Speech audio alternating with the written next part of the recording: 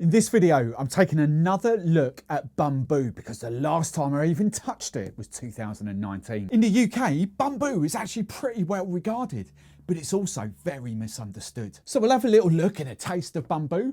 We'll have a little taste of it as a rum and coke, but more importantly for me, does it work as a daiquiri? Hey rum fam, welcome back. If you're new here, I'm Steve the Barman and I'm trying to help you on your rum journey, mainly focusing on rums and spiced rums under 50 quid. Now, before we go any further, I want you guys to go down in the comments and literally type in yes or no to let me know whether you've tried Bumbu before. Right then, Bumbu, I said it's misunderstood. Why? What do I mean by that? Well, let's just get out the obvious question out of the way first. Is it rum or is it a spiced rum? Well, to get technical for a minute, it's neither. It's actually a flavoured spirit drink. And that's not me saying that. That's not the rum world saying that. That is actually Bumbu themselves. Right there on the back of the bottle, they're very clear and very open. This is not a rum. This is a flavoured spirit drink. But many people miss that and obviously compare it to some proper rums, which obviously upsets quite a lot of the rum world. So to recap what we actually mean by spirit drink, essentially what that means, it's way too sweet. Too much sugar has been added to it to classify this as a rum. Remember in the UK or in the EU, it's 20 grams of sugar per litre is the limit to classify this as a rum. There is no official line on how much sugar is actually added to this. All we've got is various unofficial hydrometer tests all over the interwebs, and this roughly averages about 40 grams of sugar per litre.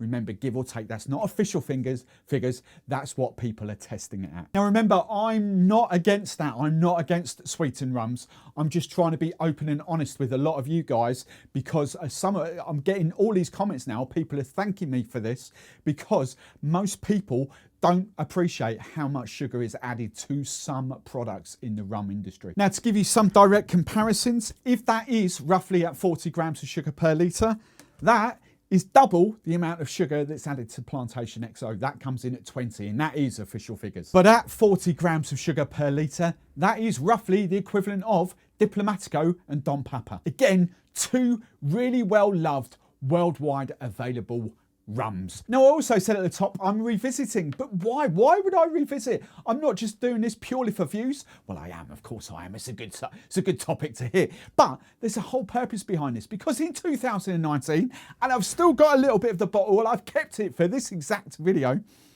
In 2019, this was a 35% 70 proof spiced rum. Let's just call it a spiced rum. 35% ABV spiced rum. But in 2020, literally a few months after I did that video, they reformulated and made this a 40% ABV. I've never tasted the 40% ABV. I don't know how it compares. I don't know whether they're going to taste identical, but that is the video I wanted to make now for a good year or so. It's just kind of never fit in until now. Now, don't ask me why Bumbu decided to up it from 35 to 40% ABV. As far as I can tell, there's been no official wording, no official lines of why they've done that. I can only guess they wanted to kind of live up to their premium tag, and 35% doesn't quite hit that, whereas 40 does. Now, there's a reason why I mentioned Diplomatico, Don Papa and Plantation XO, because from everything I see, from all the kind of reviews and everything I read on the old interwebs, they are the three rums that this directly gets compared to. But as I say, as I come back to it, Bumbu themselves actually class this as a spirit drink. So actually, in my head, should we really be comparing it to rum bouillon? And the reason why I'm doing that is probably my most forgotten about rum of 2022. It's just completely gone out of my head, so it's time to re-crack this out as well. Now, before we get on and do the tasting, I just want to actually tip a nod to Bumbu and the origin of their rum, because for once, as a spiced rum brand, we're just going to call it a spiced rum. As a spiced rum brand, they are actually very open and honest about where this rum comes from. And the rum in this bottle comes from the West Indian Rum Distillery, WIRD. Plantation fans will be very well known with that because Plantation XO, Plantation Barbados come from that very same distillery. And the reason why I say that is very rare for a spiced rum brand to be open about these things. There's a few spiced rums I've got behind here that actually are very open about that. Puss's, for example, we know Puss's spiced rum comes from Guyana, the DDL, El Dorado essentially. We also know Tom Hurst, for example, who does the Two Swallows, who does the bombs and the grenades, gets most of his rum from DDL Guyana, El Dorado essentially. And the same with Ed at Belgrove. But outside of those brands, you'd be really hard pushed to find the origin of most other spiced rums. I mean, we'll be really lucky if we could get a country or an island, let alone a distillery. Most spiced rum brands will simply be labelled up as Caribbean rum. So me, as a plantation rum fan and as a big fan of especially the Barbados rums, the West India Rum Distillery rums from Plantation, I have to give Bumbu a big thumbs up for that, but that in itself is probably why I would class this as a little bit expensive. Now, I mean, I did pick this up on offer from my local Tesco's. It was £30, but that was down from £35. So £35 normally in store. But if you go on to Master of Malt, and this is a logged out price, if you normal price Master of Malt, it was actually £32. But I just want to put that price into perspective because not even mentioning the sort of 3 and the 4-year-old rums that I've left on the shelf, but all of these rums right here will be cheaper than Bumbu without actually mentioning those 4 from the Plantation range, the Gran Añejo, the Fiji, the Barbados and the Zymaca and Don Papa. So I come back to that question again. Bumbu as a mass-produced spiced rum at £32, is that overpriced? I mean, come on, something's got to be going wrong somewhere where you've got Appleton 8-year-old that's cheaper than that and probably close to being a very, very similar rum from Plantation, the 5-year-old there, cheaper than that.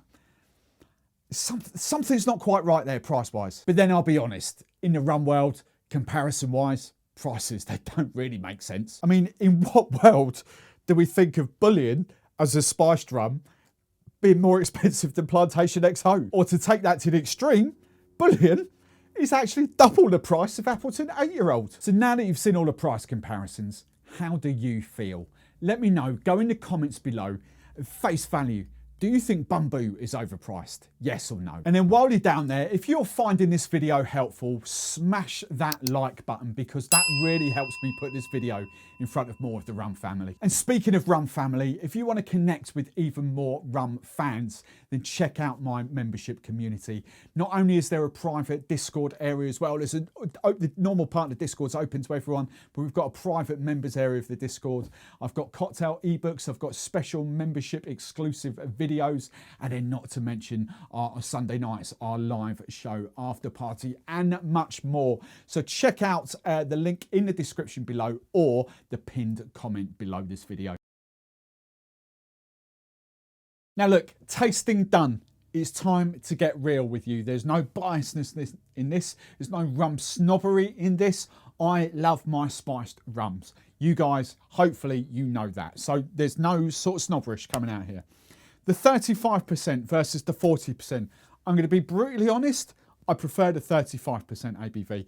Yes, I do get an extra bit of alcohol kick in that. But what they've done for me is very reminiscent of what Sailor Jerry did in 2010. Now, you still do get the same kind of vibes going off there. You get banana, you get kind of vanilla-y notes, you get caramel, toffee, banoffee, if you like. They're very, very similar in that. But by upping the alcohol content, what they've not managed to do, in my own opinion, is disguise that harshness. Because it's a lower ABV, you don't get the harshness of the rum in there. So for instantly, I'm thinking that isn't actually as good a quality rum as the Plantation 5-year-old, as the Plantation XO. Because of the harshness ethanol bite I'm getting off that, I do think it's a lesser quality rum. And because of that, what I get off that, whereas I get those kind of luxurious kind of spice notes coming off that, which I kind of like, to be honest, I get the spice is a very kind of dry after finishing there. It doesn't quite work for me. Now, is still pretty decent. This is still better than some spiced rums I have here, but I want to keep this real for you. Is that in the same class as rum bouillon? No. All right, rum bouillon is it's 2.6% more. It's 42.6% ABV. Sugar levels, I'm not quite sure of. I think possibly rum bouillon may have a bit more sugar in it, maybe to disguise the ethanol burn. I don't know, but drink for drink, neat for neat, I way more enjoy the rum bouillon than I do that. And that's the two I'm comparing this to. However, to go a step further, this, for me, doesn't even come close to Pusser's Spiced. And I'm not comparing that because Pusser's Spiced is a lot stronger. It's gunpowder proof spiced. It's a lot stronger rum. So you kind of, you can't really compare rum to rum. But flavour wise, for me, without that harsh ethanol burn with the spices that just works beautifully, that knocks spots off it. Absolutely knocks spots off it. And to go another step further, Chairman's Reserve Spice. There's a reason that those two are my two of my favourite spiced rums, because they are just that good. You do not get the ethanol alcohol burn from it. For me, I'm really sorry, but you just kind of, on the aftertaste, it isn't pleasant. Now, I do also want to point out that possibly 5-6 years ago, I wouldn't have picked up that alcohol burn. It's just that now I've kind of got used to rums and what rums can be without that kind of harshness. That's where I come from. It's not rum snobbery, it's just my palate has kind of accepted it more. If you're a DMF fan, if you're any of those kind of entry-level sort of spiced rum fans, do you know what? It's probably a decent step up for you. But don't mistake that kind of, that sort of alcohol kick for that. That is very much an ethanol. It's very much, for me, not disguised that well, which really does kind of for me. Now, I have used the Rum X app sort of scoreline. I know Rum X kind of refers to normal rums, but you can adapt it to spiced rums. You just can't look at a spiced rum scores and compare it to rum scores, okay? Because it's only out of 5. So sweetness on a spiced rum is obviously going to be a lot sweeter than the sweetness of a normal rum, okay? So if we give a spiced rum 3 out of 5 for sweetness there, don't think it's the same as 3 out of 5 for a normal rum, okay? You have to kind of compare them because there is no gauge, there is no difference in this. But the Rum X app, I've kind of used that to kind of classify these. So just nosing, what do I get out of both? Well, let's just concentrate on the 40% ABV, vanilla, sweeter, toffee, banoffee, caramel notes. That's kind of what I put there. And scores the 5s. Fruits, I've given it 3 out of 5. Floral, 1 out of 5. There's no floral notes. Spices, 3 out of 5. Woody notes, yes, because that's where the ethanol is kind of coming from. 2 out of 5. Roasted, 2 out of 5. Roundness, sort of 3 out of 5 on the nose. And then what can I taste? Again, I've put the dry spice. It's that dry. It doesn't kind of match up to what the 35% did. Yes, you've got that more alcohol in there, but it's the ethanol kind of harshness that comes through on there. You do still get the banana, you get the caramel that comes through, you get the kind of toffee notes on there with a little bit of wood, but plenty of spice, okay? But don't mistake that spice for nice spice. That spice is harshness from the alcohol. So tasting, again, this is out of 5, and as I say, this is a spiced rum gauge, not a real rum gauge. So sweetness, I'm giving it a 3 out of 5. Fruitiness, 2 out of 5. Floral, 1 out of 5. Spices, 3 out of 5. Woody notes, 2 out of 5. Roasted, 2 out of 5. Roundness, 2 out of 5. The finish is quite a medium finish, actually. Medium long. It's definitely not a short finish on this, but it is kind of probably the kind of sugar that's kind of helping that down. It's the sugar, it's those 40 grams-ish, give or take, of sugar that do kind of make that acceptable, all right? If it was any less sugar than that, it wouldn't be. You just wouldn't have that rum for me. Now, all that said, how many people actually drink spiced rums neat? There's quite a few, but in the grand scheme of things, probably more people drink spiced rums as a mixer. I have to say, the rum or Bumbu and Coke is pretty decent. You know, you are not going to send that back. It's a pretty decent spiced rum and Coke. Again, I come back to it. It doesn't match up to rum bouillon. It doesn't, in no way, shape or form, come even close to Pusser's Spiced or Chairman's Reserve Spiced for me personally. But it's pretty decent. If you took me out to a bar and that's the spiced rum they had and I wanted a spiced rum and Coke, I would be happy with that, okay? It's not terrible. To flip that up, I kind of like that as a daiquiri. That's kind of tasty. Now, I know the other 3 rums that I keep mentioning, spiced rums, do work as daiquiris as well. But you put that in front of me, I'm actually quite happy with that. That's actually kind of a nice daiquiri. A little bit sweeter. I've done 6-to-1 ratio to that.